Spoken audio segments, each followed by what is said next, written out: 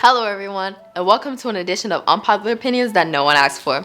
This one focused on a very essential element of day-to-day life. That's right, it's Disney Channel. Being that I was born in the early 2000s, I'd say I have a pretty fair range of knowledge of Disney Channel content, ranging from the late 90s to the present. But for anyone looking for me to rant all about So Weird, Off the Wall, Flash Forward, or any other mid-90s Disney show I'd have to look up the title to know, then this is not the place for you. Now, on to the unpopular opinions. The first relates to two of the many musicals produced by Disney Channel. Those would be the High School Musical series and the Cheetah Girls series, both smash hits from the mid-2000s.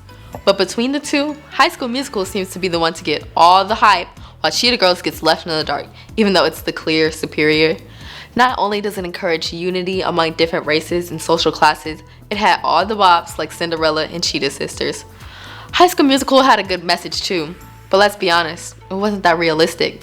Nobody in high school would actually care if Troy wants to play basketball and sing, or if that one girl wants to do her homework and pop and lock or whatever. The point is, stop sleeping on Cheetah Girls. The next unpopular opinion is that the main character and their best friend don't always need to end up together in the end. Disney Channel loves to use the trope where two characters who start off completely platonic end up madly in love by the end, often with one of them pining after the other throughout the course of the series. Some examples of this are Raven and Eddie from That's So Raven, Lizzie and Gordo from Lizzie McGuire, and Kim and Ron from Kim Possible. While there's nothing wrong with these couples, and this can sometimes happen in real life, it gives the impression that girls and boys can't be friends without one falling for the other. And it's not that realistic that they so often reciprocate the feelings. One Disney Channel movie that did stray from this is Lemonade Mouth, where Mo ends up with her kind of jerky ex-boyfriend Scott, instead of Charlie, her guy friend that you would have expected for her to end up with. This was a welcome surprise, and I'd like to see more of it. The final unpopular opinion is that Sweet Life on Deck was actually better than The Sweet Life of Zack and Cody. While I love me some Ashley Tisdale as much as the next person, we can't ignore that Sweet Life on Deck thrived even without her.